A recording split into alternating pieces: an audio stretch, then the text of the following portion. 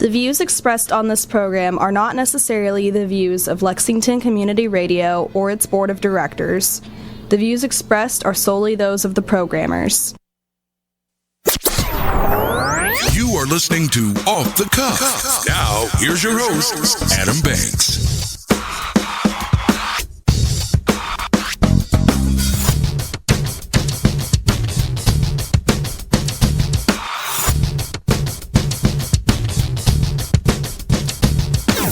Welcome, everybody, to Off the Cuff. I am Adam Banks, coming at you live from Lexington, Kentucky. Thank you for listening to the show, and thank you for tuning in to WLXU 93.9 FM. In addition to listening on the radio, you can check out our Facebook live stream at Off the Cuff with Adam Banks, or you can stream the show live from the station website at radiolex.us to listen to the show from anywhere in the entire world.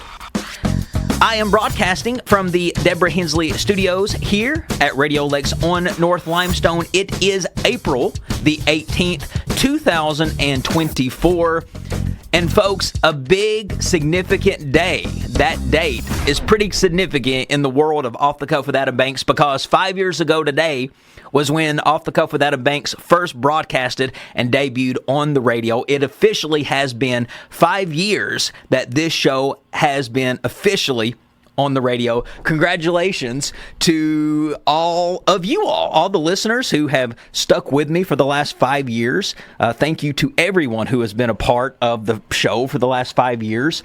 We usually celebrate when we hit a big milestone like 100th broadcast, 200th broadcast. So we'll do the same thing going forward. But I thought it was important just to make mention of the 5-year anniversary of being on the show. I think back about how this radio station was 5 years ago. We was completely in a different studio. We started out in the basement of a school, a middle school, and we eventually moved to where we're at now, our new space, which I promise you folks, I would rival this space that we have here at Radio Lex at the Gray Line station. I would rival this to be the nicest looking radio station in the city. And I've been in other radio stations across the city. This by far is the nicest. So I think that we should be prideful of what we have here at Radio Lex.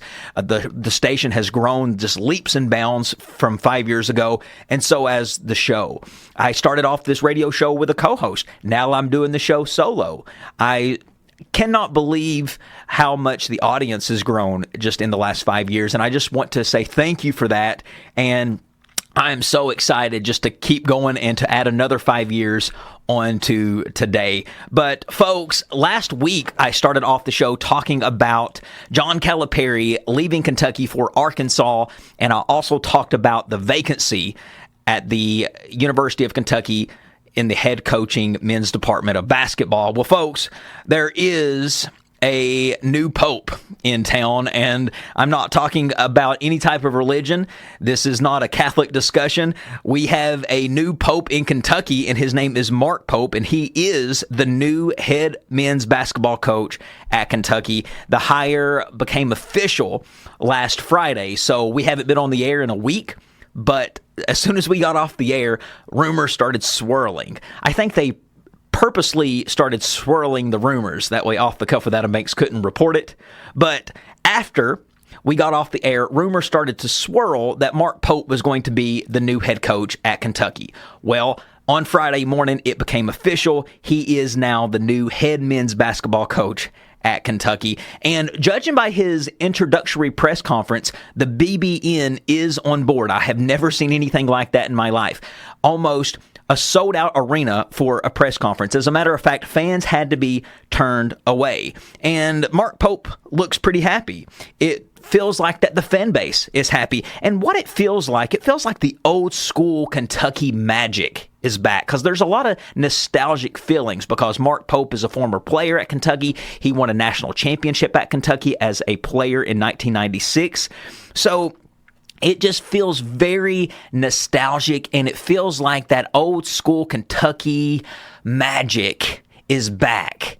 And we kind of got away from that for many, many years, really after Pitino left, because those were the best days and the best era of Kentucky basketball. And it seems like that we're getting a little piece of that era back, having a former Pitino player in the mix, having a former 96 basketball member in the mix, arguably one of the most beloved college basketball teams in the history of Kentucky athletics. So it doesn't hurt that he is a former player.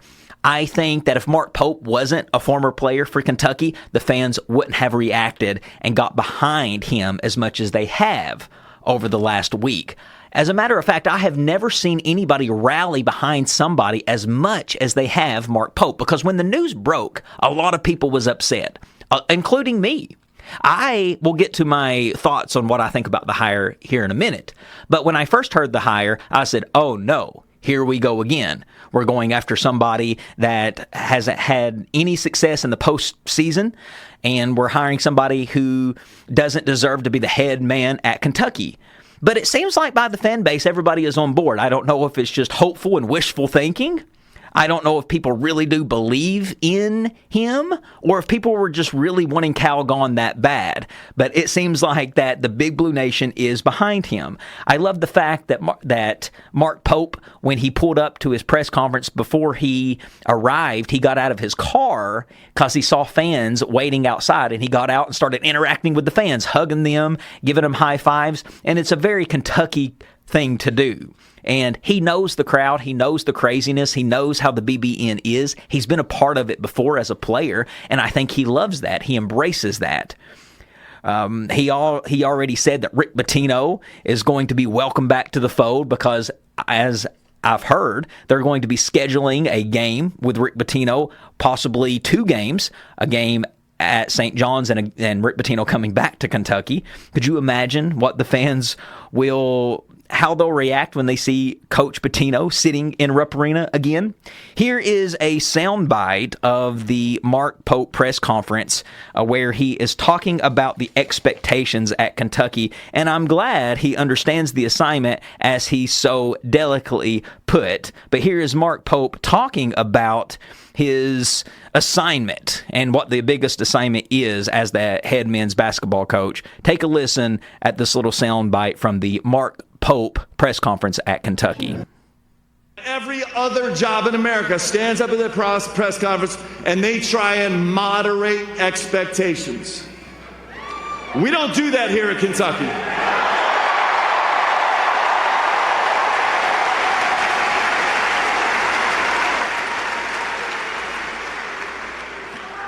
When Mitch called me and talked to me about being the head coach here at Kentucky, I understand the assignment. We are here to win banners. Well, since you clearly understand the assignment, I hope you clearly go out and accomplish that assignment. So you can talk all day about understanding the assignment and what it takes to remain as the Kentucky basketball coach here, but you got to go out and perform. So BBN, they seem like that he is going to be, they seem excited. I feel like that a lot of BBN feels like that he will do better than John Calipari. I mean, if not, I don't know why you would be excited, but they are. Now, here are my thoughts on the hire. I've not got to publicly talk to my audience about what I feel like about the hire, how I feel about this hire of Mark Pope. I hope that this fan base, first of all, let me just say this. The support that Mark Pope has gotten, this much support that he has gotten, has surprised me. The rally behind him and around him has surprised me. I worry that he will not win at the level that fans want him to. To pacify the fans, you can't just win 19, 20, 21 games a season. That's not how it rolls here at Kentucky. You're going to have to win at least 27, 28 games a season. You're going to have to consistently beat your competition. And when I say competition, I'm talking about league competition. You're going to have to do well in the SEC. No losing records, no ties. I'm talking leaps and bound wins in the SEC. Maybe not winning more than 2. Or not losing more than 2 SEC games. Because when Cal started to lose more than 2 or 3 SEC games, what happened? Frustration set in. Mark Pope, the expectation is no different. I don't feel like he will win at the level that fans want him to. And when that happens, frustration will set in. And then what? Are we going to call for his job? Are we going to ask him to be fired again? Are we constantly going to be like a hamster wheel at Kentucky and just keep hiring and firing and hiring and firing? I worry that Kentucky will eventually turn into a team that rushes the court when we beat teams like Arkansas, or we beat teams like Kansas, or we beat teams like Duke. And I hope to God that does not happen, but I am afraid that that's what Kentucky might turn into, because we don't do things like that at Kentucky. We don't rush the court when we beat anybody. It's expected for Kentucky to beat everybody. So I hope we don't get to this point as Kentucky fans and as a program to where we're just losing so much and we're just in such dark and down years, we just get excited when we beat Duke and we rush the floor. Or we get excited when we beat Arkansas and we rush the floor. I don't want us to turn into a school like that. And speaking as a non-emotional fan, I do not think we got this hire right. I like Mark Pope. I like his energy. I like his desire. I appreciate it, but I think that this was not the right hire for Kentucky. Now, a lot of people will argue with me and say they disagree. And I can see your argument. I can, because sometimes it's about what's the best hire for this particular situation. And I get it. People at Kentucky, we're in a situation right now where we've kind of got away from being just Kentucky basketball as far as just Kentucky boys playing all the time. We've gotten more into the NBA and five-star recruits everywhere you look, and that's not ever been Kentucky basketball. So I feel like that the fans got what they wanted as far as old school kind of college basketball, having one of our own come. But only time will tell. But I'm telling you, we didn't get it right. He will not win at the level that John Calipari was winning. He will not win at the level that Kentucky fans want. And when that happens, and only time will tell. You hear me today, it's easy to come at me and say, oh, blah, blah, blah, blah, blah, blah, blah, Adam. But come at me next year. Come at me 2 years from now. Come at me 3 years from now. And let's look at his record. Go back and play this 5-year anniversary show, April 18th, 2024, and listen to my segment on Mark Pope. I do not think we got it right. I was looking at his contract details. Interesting here. He signed a 5-year deal, one that will pay him $5 million in year one, with increases of $250,000 each season from there. Pope is loaded with performance incentives, so he's got incentives to do good at Kentucky, highlighted by 1-year extensions with every Sweet 16 appearance as long as there are no more than 5 years remaining on the contract. From there, Pope will earn $100,000 for an SEC regular season championship, $50,000 for an SEC tournament title, $25,000 for a team GPA of 3.0 or greater, and $25,000 for a team APR score of at least 975. He'll also secure a $500,000 bonus with a national championship, $250,000 for a Final Four, $100,000 for Elite Eights, and $50,000 for Sweet 16s with a maximum bonus of $700K each year.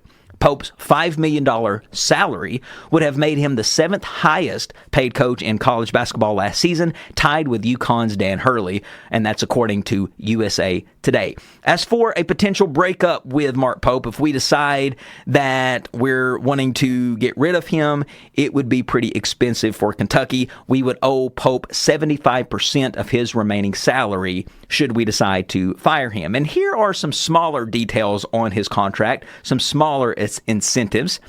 It says here that he gets 2 late model luxury automobiles and a standard vehicle stipend. He has 30 hours of private jet time for personal use, 20 lower level tickets for each men's basketball game, 8 tickets for each home football game, 10 tickets for each away or neutral site men's basketball game, membership to 1 private mutually agreed upon club, and entitled to standard benefits, whatever that is. So a pretty nice, juicy, fat contract for Mark Pope. It seems like that people are excited, and only time will tell. I can't sit here and talk bad about him when he's not played any games and his record is 0-0. All I can sit here and say is this. Do I think we made the right hire? No. Do I hope that I'm wrong? Yes. Will I criticize him when needed? Yes. Will I give him praise when he earns it? Yes. But do I think we made the right hire? No. No, I do not. And time will tell. I hope that I'm wrong. I really, really am. I'm wanting Final Fours every other year. I'm wanting that. If not, get out. I'm wanting championships. I at least want one. So he's got some incentives on his contract to win, and only time will tell if he does that. But folks, we do have a new head men's basketball coach at Kentucky, and all we can do is get behind him and support him until he gives us a reason not to. But we have a great show here for you today, folks. Stick with us. You are listening to Off the Cuff with Adam Banks. We will be right back. Fight the power! Fight the power! Fight the power! Fight the power! Fight the power! Fight the power! Fight the power! Welcome back, everybody, to Off the Cuff. Adam Banks here with you. Last week, a big story broke, and we didn't even get to cover it here on Off the Cuff with Adam Banks because I wanted to make sure I spent a proper amount of time giving this segment justice. O.J. Simpson passed away last Thursday from cancer. I didn't even know he had cancer. But O.J. is no longer with us. He died of prostate cancer at the age of 76 years old. And most people know O.J. from his infamous trial that was in the 90s from killing his ex-wife Nicole Brown Simpson and her friend Ron Goldman. O.J. Simpson was a former NFL star and broadcaster, but of course the trial of the century eclipsed all of his accomplishments. Now, O.J. Simpson, I don't think that people today realize how big of an impact that the O.J. Simpson trial was here in America. It is because of the O.J. Simpson trial that we have reality TV. O.J. Simpson was the first reality show to ever exist. It was because of the O.J. trial that we have such a thing called court TV.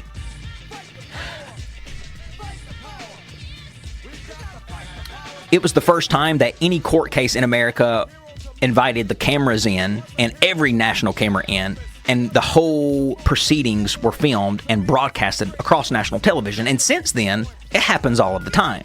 But the trailblazing case to do that was the O.J. Simpson trial. And the reason everybody made such a big deal out of this case is because of who O.J. Simpson was. O.J. Simpson, folks, before the murder, was an absolute American icon in the world of sports.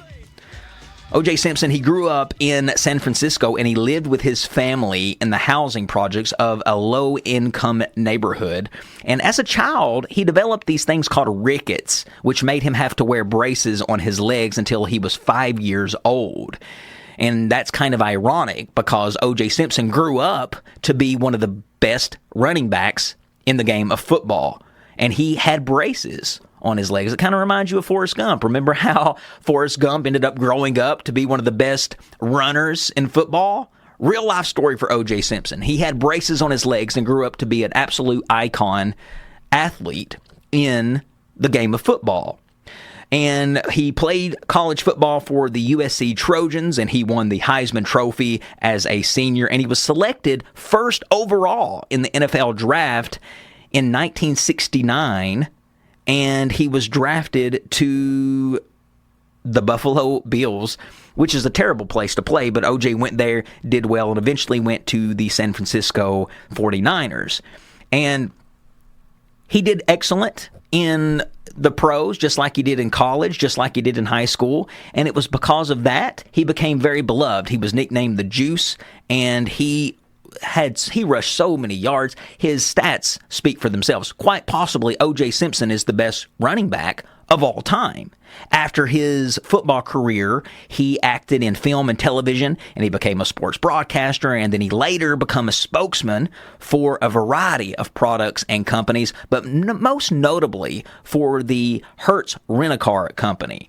If you guys want to go back and look at some of those Hertz Rent-A-Car commercials, you can find those on YouTube. And it was a perfect campaign for Hertz to do. Hertz was all about speed and getting places very quickly, getting you to your destination very quickly. Well, why not hire a spokesman who is considered one of the fastest people on planet Earth? And at the time, that was O.J. Simpson. So it was a brilliant campaign by O.J., and it was because of those commercials that non-sports fans got to know who O.J. Simpsons were. So it was because he was a household name. Outside of football, outside of the NFL, outside of the sports world, people knew who O.J. Simpson was because of his afterlife of football, becoming such a big spokesman for all of these products.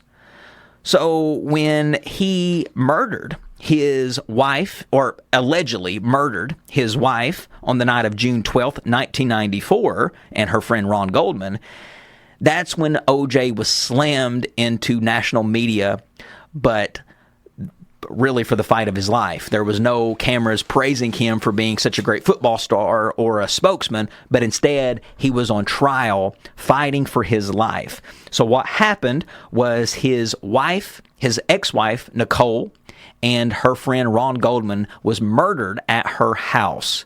And of course, the first suspect that everybody started to say who did it was O.J. Simpson because of their alleged past. Well, it was very well documented. I don't want to say alleged past. It was very well documented that he abused her. There was several 911 calls where Nicole would call on O.J., talk about the beatings that she was receiving, and I've played some of those calls on this show before. So what had happened was, since O.J. became a suspect, he had to be arrested and taken into custody, and before he did that, and before they came to take him into custody, O.J. Simpson decided to run. And he got in his Bronco, his Ford Bronco, which is now one of the most popular vehicles of all time, and ran from the police. And it was that Bronco chase that started off this whole thing. This whole trial of the century started with the Bronco chase.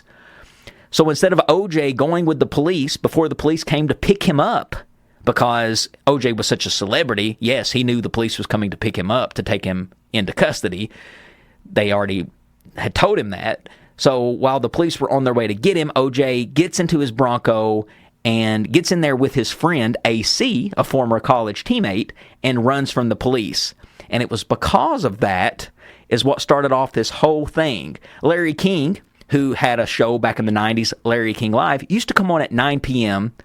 on the East Coast. Well, in California, it's 6 p.m., so Larry King was doing his show live, and that's when the Bronco chase was happening. So it was during a broadcast of Larry King Live when the Bronco chase was happening, and take a listen as the news breaks of O.J. Simpson getting into his Bronco and running from the police. Man, I just can't believe it was that long ago, 1994. June 17th, 1994 is when this took place. Take a listen. I understand we're going to go to a live picture in Los Angeles. Is that correct? Okay. This is Interstate 5, and this is courtesy of KCALR, one of our LA affiliates. Police believe that O.J. Simpson is in that car. Now they're telling me that they believe that this vehicle is registered to Al Cowlings, one of O.J.'s oldest friends, a teammate at Southern Cal. And they believe that Al Cowling, who's the other person they're looking for, who was with O.J. earlier today, they believe that this is the car. We do not know this is the car. So the whole time that Larry King was talking, they're going south through Orange County, but nobody is pulling this car over. It had a camera panned on the Bronco, and it just showed the Bronco driving. Why not? And nobody was pulling the car over. I guess they're just being They careful. may fear No that cops were pulling it there over. are arms in that car. But there was a helicopter Simpson following. may harm himself. Now police radio is saying that Simpson has a gun at his head.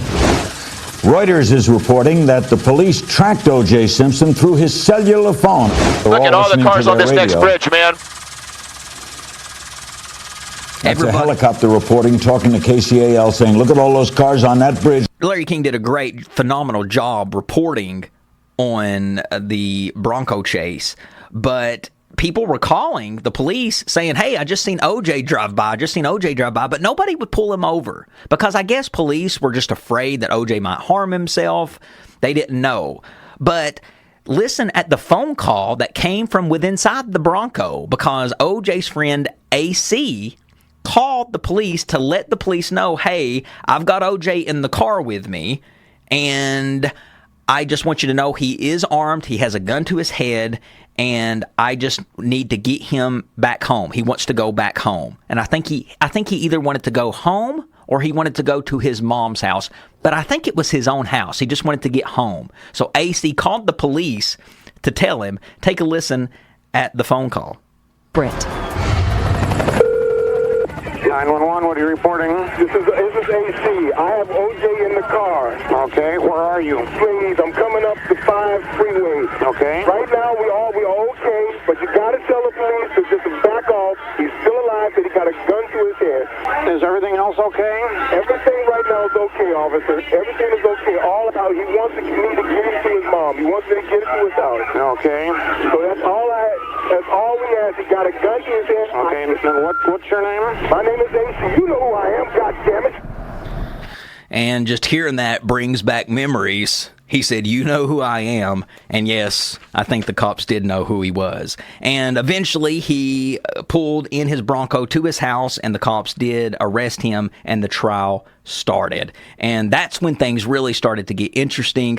O.J. Simpson assembled a dream team of defense attorneys: Johnny Cochran, Robert Shapiro, Robert Kardashian. And the prosecution, they assembled Marsha Clark, Chris Darden on their side, and the two teams went at it. And there was overwhelming evidence pointing at O.J. Simpson being the murderer. And there was all of this evidence that was presented to the court. There was DNA evidence. There was blood-stained clothing. There was blood on the Bronco. There was a glove found at the site of the murder scene that was allegedly a former glove that O.J. used to own. But still yet, the defense won the case. And how the defense won the case is they made it seem like the LAPD was framing O.J. Simpson. And they said that the LAPD was racist, and the head detective, who they eventually proved in court was a racist, was pinning the murder on O.J. because he was black. And it was that racist defense that they had on O.J. that won them the case, because they pinned it to make it look like O.J. Simpson was a racist. And one of the most emphasis moments of the trial is when Johnny Cochran, during his closing arguments, he had O.J. Simpson try on the glove, and then when the glove didn't fit, Johnny Cochran said, he told the jury that they must acquit. Take a listen. O.J. Simpson in a knit cap from 2 blocks away is still O.J. Simpson. It's no disguise. It's no disguise. It makes no sense. It doesn't fit. If it doesn't fit, you must acquit. Now, Chris Darden, actually from the prosecution, is the one who introduced the glove, and he was the one that wanted the glove tried on. And the defense said, yeah, go ahead and try the glove on, because there's no way that glove's going to fit O.J. Well, the glove didn't fit. Some say that O.J. really didn't have the glove pulled all the way down to make it look like it wasn't fitting. But regardless, the jury saw that the glove didn't fit, and that's when Cochran said, if the glove don't fit, you must acquit. And guess what? They acquit. They said not guilty. And the verdict, folks, when the verdict was read, it was absolutely one of the most watched broadcasts in American history. It happened on October the 3rd, 1995, on a Tuesday at 10:07 a.m. Simpson was acquitted on both counts of murder. In one final surprising twist, the jury took only 4 hours to reach their verdict. So this court case lasted over a year, and it only took the jury 4 hours to decide if he was guilty or not guilty.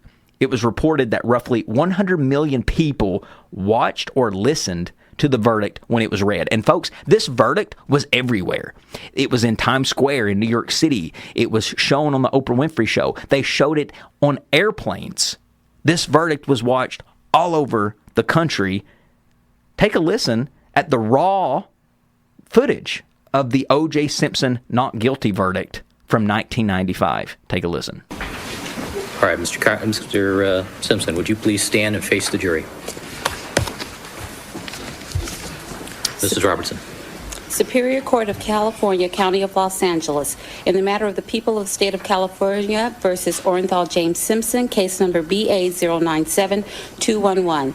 We, the jury, in the above entitled action, find the defendant Orenthal James Simpson not guilty of the crime of murder in violation of Penal Code Section 187A, a felony upon Nicole Brown Simpson, a human being, as charged in count 1 of the information.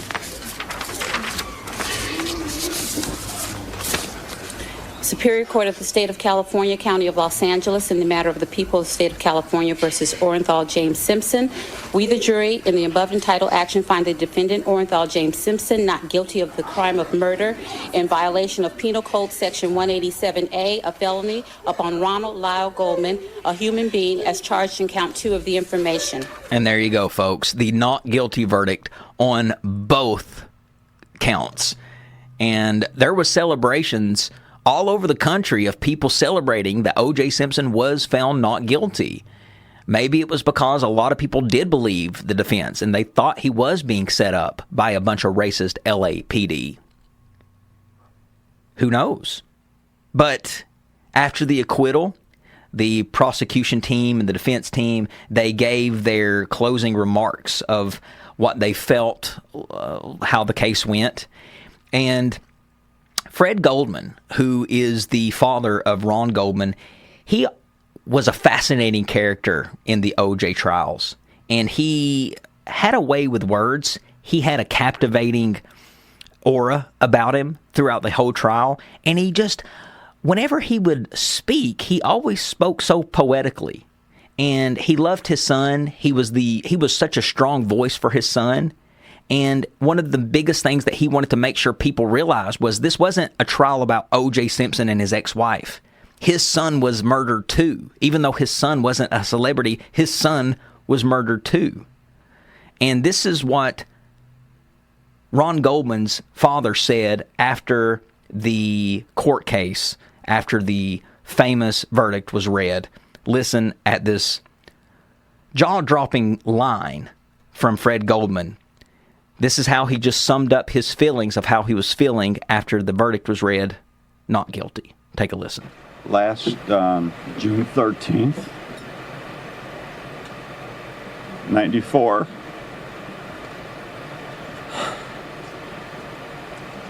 was the worst nightmare of my life.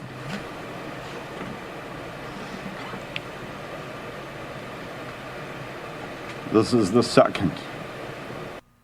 There you go. He said June 12th, 1994 was the worst day of his life. This is the second.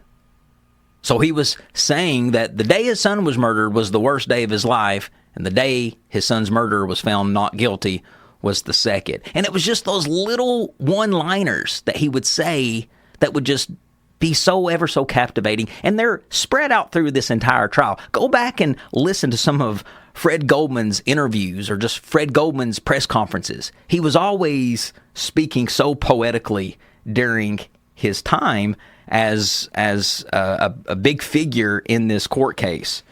Eventually, after O.J. was released, his life was never the same. People never treated O.J. Simpson the same.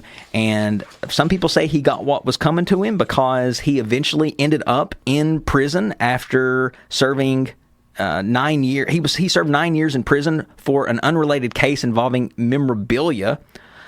He apparently was trying to rob back the memorabilia that was stole from a Vegas hotel that belonged to him. Well, it didn't belong to him. It was stuff that he used to have, like a Heisman trophy or his Heisman ring. I think a casino had it, and somebody stole that stuff from the casino, and he went to go get it back, and he held them at gunpoint. And then when he did that, he was put in prison for 9 years. He was paroled and released in 2017, and he was released from parole in 2021 and lived in freedom until his death at the age of 76 years old, and he died just last Thursday from cancer. And that, folks, is the O.J. Simpson case. What a fascinating human being. What a crazy, fascinating life the man lived. The story that his life had on America politics, on America media, on American sports will always be known, and it will always be talked about. And still to date, there has never been a trial as big as the O.J. Simpson trial. Did he do it? I think he did. The court says otherwise. I think it was a slam dunk case, but the jury is who holds the fate in your hands. It's not the lawyers, it's not the judge, it's the jury.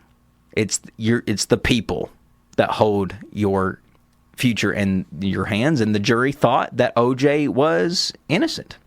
But there you go, folks. O.J. Simpson is dead, and now there's a real court he's got to go in front of, the only court that matters where he will be judged. We'll see how the verdict turns out on that. All right, folks, we still have lots more Off the Cuff coming at you live after these words. Stick with us.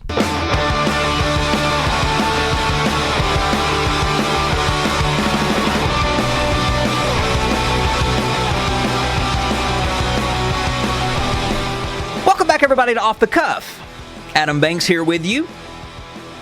For the last year on this show, we have had a reoccurring segment, and that segment has been Quotes of the Week, where every week I give a quote. Well, it being the 5-year anniversary of Off the Cuff, and it being a year since we've kept this segment going, I do want to announce that this, folks, will be the last quote of the week for Off the Cuff. It's time to put this reoccurring segment to bed. We've done it for a year, so let's put it to bed, and we will have a new reoccurring segment that I will announce after we do Off the Cuff's last quote of the week. So let's go through all of the best quotes of the week that we've had, just in honor of this being the last quote of the week that we're ever going to have. So we first had our first quote of the week back in April of 2023, and it was the first ever quote of the week was, "Don't say maybe if you want to say no." Next quote is, "The bad news is time flies. The good news is you are the pilot." Another quote, "If you hang around the barbershop long enough, sooner or later you're going to get a haircut." Another quote, if you're the smartest person in the room, you are in the wrong room." Another quote is, "You can fail at what you don't want, so you might as well take a chance on doing what you love." Another quote is, "Looks fade, don't get too attached." Another quote is, "Don't cry because it's over, smile because it happened." Another quote that we had is, "There's no reason to have a plan B because it distracts you from plan A." Another quote is, "You cannot plow a field by turning it over in your mind. To begin, begin." Another quote we had is, "If two people agree on everything, one of them is unnecessary." Another quote is, "He who says he can and he who says he can't are both usually right." Another quote we had is, "If they don't like you for being yourself, be yourself even more." Another quote is, "Some people are in such utter darkness that they will burn you just to see a light. Try not to take it personally." Another one is, "Stop buying things you don't need to impress people you don't like." Another quote is, "If my critics saw me walking on water, they'd say it's because I couldn't swim." Another quote is, "It is never too late to be what you might have been." Another quote is, "The grass is not always greener on the other side." Another quote is, respect your haters. They're the only ones who think you're better than them. Another quote is, nothing lasts forever, no matter how it feels today. Another quote is, some people are meant to stay in your life forever, while others are meant to make an appearance. Another quote is, failure is not falling down, it's refusing to get back up.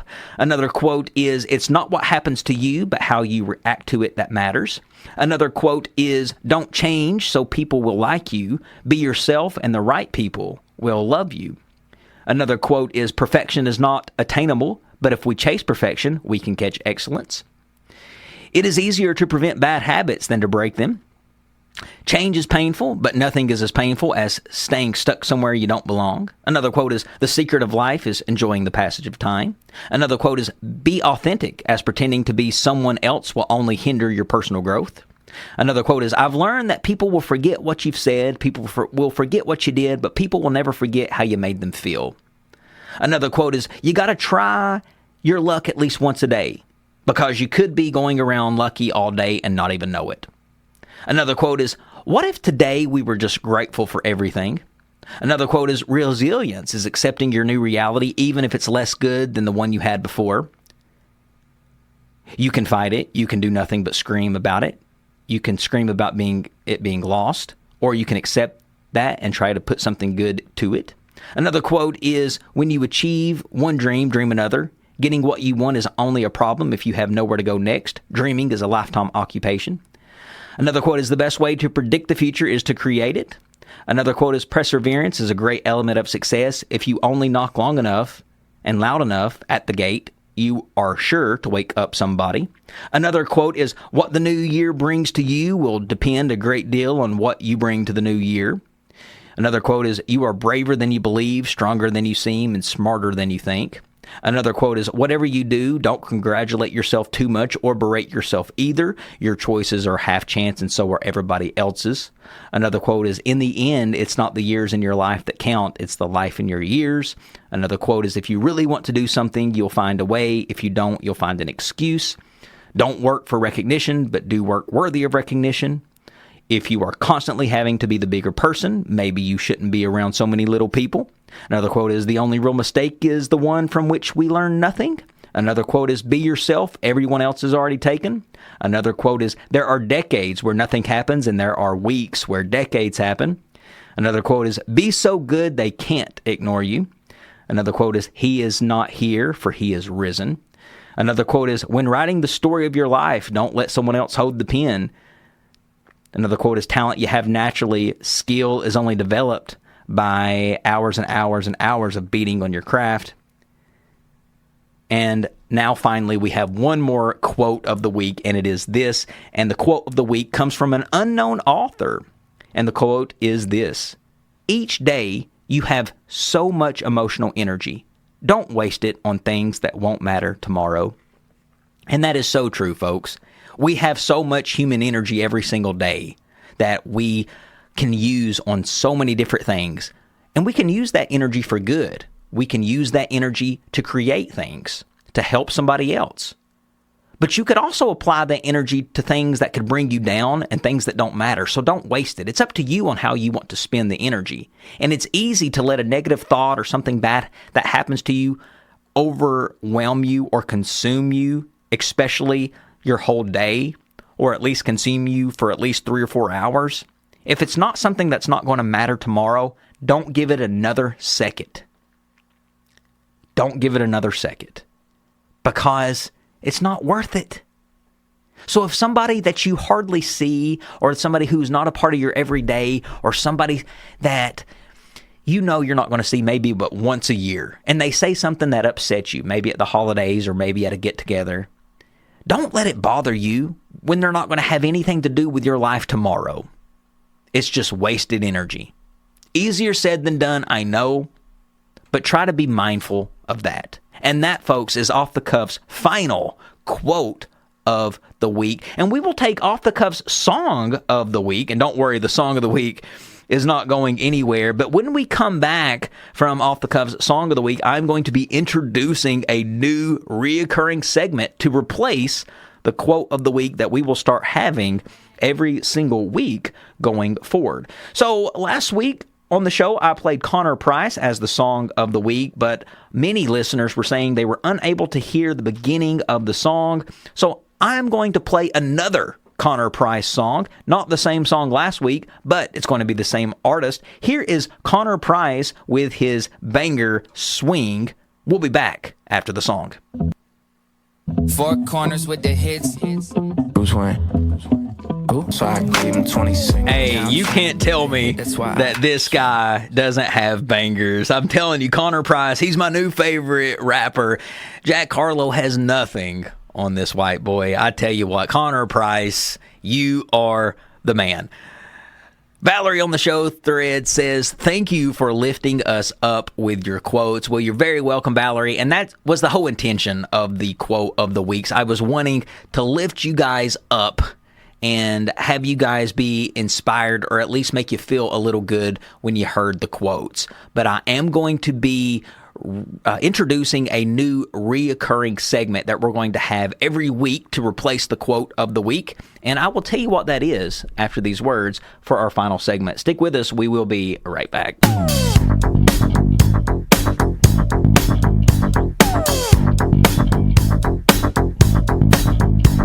The waves keep on crashing on me for some reason, but your love keeps on coming like a thunderbolt. Welcome back, everybody, to Off the Cuff. Adam Banks here with you. Last segment of the hour. Okay, there is a new reoccurring segment that we will be having here on Off the Cuff with Adam Banks going forward, and that new reoccurring segment to replace the quote of the week will be today's national holiday. So every Thursday, every day really, there is a national holiday. But every Thursday, we will highlight what national holiday that day is every Thursday, and we will call this reoccurring segment Today's National Holiday. And today's national holiday is National High Five Day, April 18th, 2024. It falls on the third Thursday of April, and since this is the third Thursday of April, it is National High Five Day. How did it all start? Well, it depends on who you ask, but it actually started, most people say that it started in the game of baseball back in 1977 when Dodgers' Dusty Baker and Glenn Burke gave each other a high five in celebration. Dusty Baker's home run had just made LA the first team in history to have 4 hitters with at least 30 home runs in a single season. Today, people everywhere use it to mean congratulations or great job.